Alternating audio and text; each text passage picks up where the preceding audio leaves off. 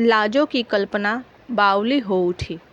वह सोचने लगी, मैं मर जाऊं तो इनका क्या है, और ब्याह कर लेंगे। जो आएगी वह भी करवा चौथ का व्रत करेगी। अगले जन्म में दोनों का इन्हीं से ब्याह होगा। हम सौतें बनेंगी। सौत का ख्याल उसे और भी बुरा लगा। फिर अपने आप समाधान हो गया, नहीं, पहले मुझसे ब्याह होगा। मैं मर जाऊंगी तो दूसरी से होगा। अपने उपवास के इतने भयंकर परिणाम की चिंता से मन अधीर हो उठा। भूख अलग व्याकुल किए थी। उसने सोचा, क्यों मैं अपना अगला जन्म भी बर्बाद करूं? भूख के कारण शरीर निढाल होने पर भी खाने को मन नहीं हो रहा था, परंतु उपवास के परिणाम की कल्पना से मन क्रोध से जल उठा। वह उठ खड़ी हुई।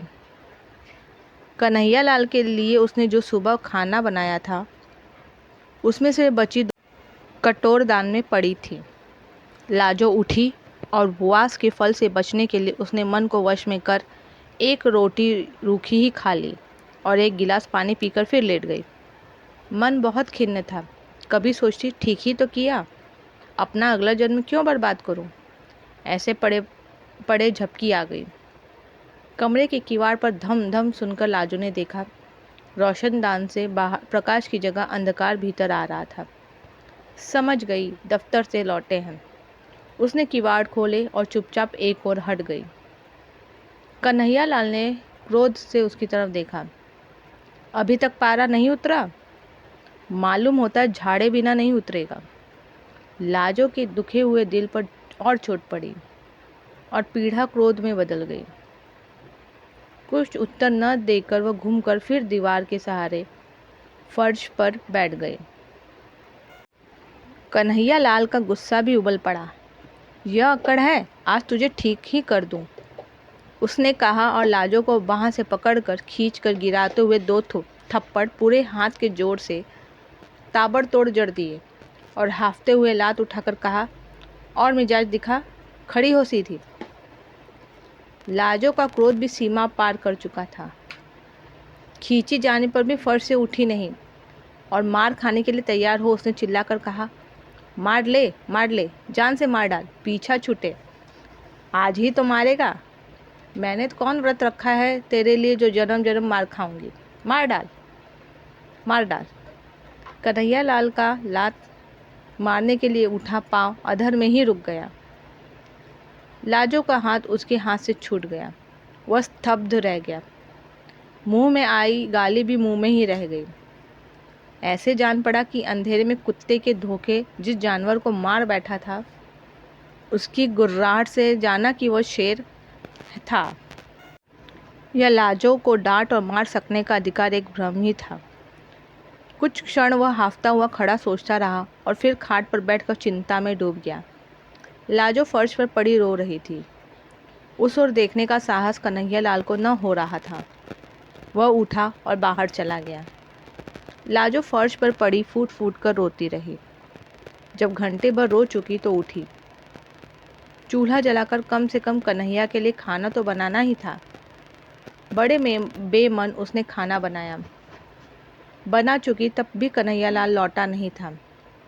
लाजो ने खाना ढक दिया और कमरे के किवाड़ उड़काकर फिर फर्श पर लेट गई। यही सोच रही थी, क्या मुसीबत है जिंदगी, यही झेलना था तो पैदा ही क्यों हुई थी। मैंने क्या किया था जो मारने लगे।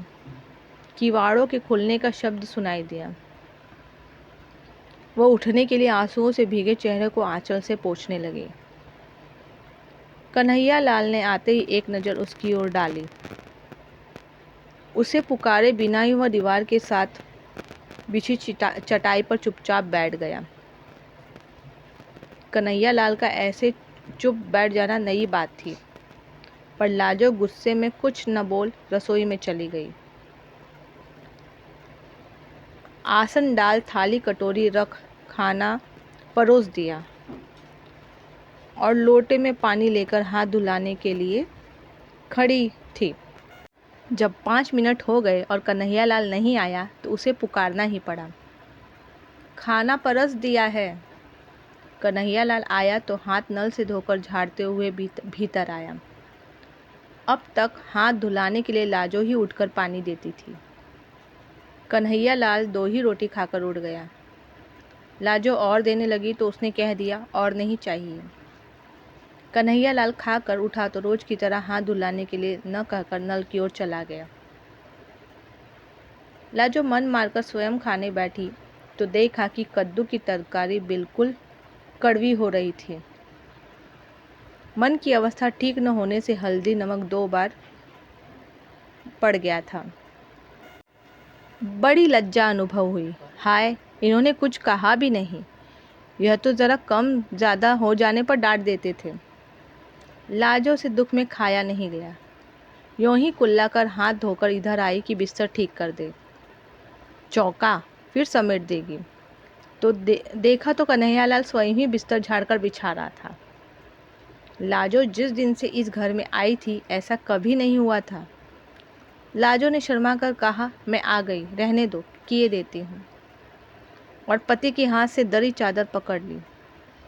लाजो बिस्तर ठीक करने लगी तो कन्हैयालाल दूसरी ओर से मदद करता रहा। फिर लाजो को संबोधित किया, तुमने कुछ खाया नहीं, कद्दू में नमक ज़्यादा हो गया है। सुबह और पिछली रात भी तुमने कुछ नहीं खाया था। ठहरो, मैं तुम्हारे लिए दूध ले आता हूँ।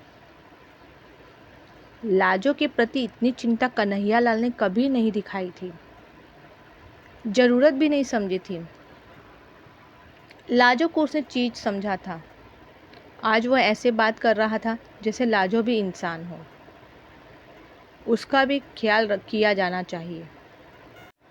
लाजो को शर्म तो आ ही रही थी पर अच्छा भी लग रहा था। उसी रात से कन्हैयालाल के व्यवहार में एक नरमी सी आ गई। कड़े बोल की तो बात क्या, बल्कि एक झिझक सी हर बात में, जैसे लाजो के किसी बात के बुरा मान जाने की या नाराज हो जाने की आशंका हो। कोई काम अधूरा देखता तो स्वयं कर लेता। लाजो को मलेरिया बुखार आ गया तो उसने उसे चौके के समीप नहीं जाने दिया। बर्तन भी खुद साफ कर लिए। कई दिन तो लाजो को बड़ी उलझन और शर्म महसूस हुई, पर फिर पति पर और अधिक प्यार आने लगा। जहाँ तक बन पड़ता घर का काम उसे नहीं करने देती। यह काम करते मर्द अच्छे नहीं लगते। उन लोगों का जीवन कुछ दूसरी ही तरह का हो गया। लाजो खाने के लिए पुकारती तो कन्हैया जिद करता, तुम सब बना लो, फिर एक साथ बैठकर खाएंगे। कन्हैया पहले कोई पत्रिका या पुस्तक लाता था तो अकेला मन ही मन पढ़ा करता था। अब लाजो को सुनाकर पढ़ता या खुद सुन लेता। यह भी पूछ लेता, तुम्हें नींद तो नहीं आ रही? साल बीतते मालूम न हुआ। फिर करवा चौथ का व्रत आ गया। जाने क्यों लाजो के भाई का मनी ऑर्डर करवे के लिए न पहुंचा था। करवा चौथ के पहले दिन कन्हैयालाल दफ्तर जा रहा था। लाजो ने खिन्नता और लज्जा से कहा, भैया करवा भेजना शायद भूल गए। कन्हैयालाल ने सांत्वना के स्वर में कहा, तो क्या हुआ, उन्होंने जरूर भेजा होगा। डाकखाने वालों का हाल आजकल बुरा है, शायद आज आ जाए या और 2 दिन भी बाद आए। डाकखाने वाले आजकल मनी ऑर्डर के 15-15 दिन लगा देते हैं। तुम व्रत उपवास के झगड़े में मत पड़ना, तबीयत खराब हो जाती है। यूँ कुछ मंगाना ही है तो बता दो, लेते आएंगे। पर व्रत उपवास से होता क्या है, सब ढकोसले हैं। वाह, ये कैसे हो सकता है, हम तो जरूर रखेंगे व्रत। भैया ने करवा नहीं भेजा न सही, बात तो व्रत की है, करवे की थोड़े ही। लाजो ने बेपरवाही से कहा। संध्या समय कन्हैयालाल आया तो रुमाल में बंधी छोटी गांठ लाजो को थमाकर बोला, लो, फेनी तो मैं ले आया हूँ, पर व्रत के झगड़े में नहीं पड़ना। लाजो ने मुस्कुराकर रुमाल लेकर अलमारी में रख दिया। अगले दिन लाजो ने समय पर खाना तैयार कर कन्हैया को रसोई से पुकारा, आओ, खाना परोस दिया है। कन्हैया ने जाकर देखा, खाना एक ही आदमी के लिए परोसा था। और तुम?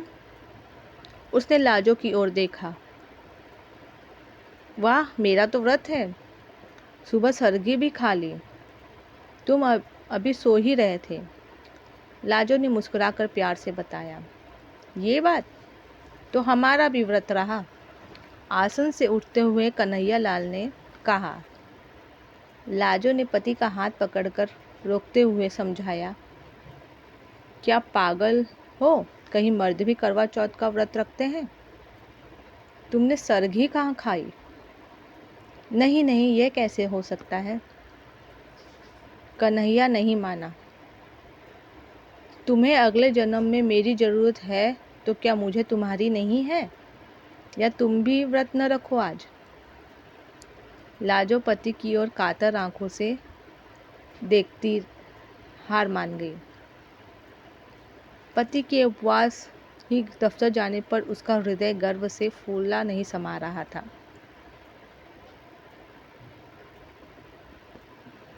कहानी कैसे लगी कमेंट करके हमें ज़रूर बताएं, और पसंद आई हो तो लाइक, सब्सक्राइब और शेयर अवश्य करें। धन्यवाद।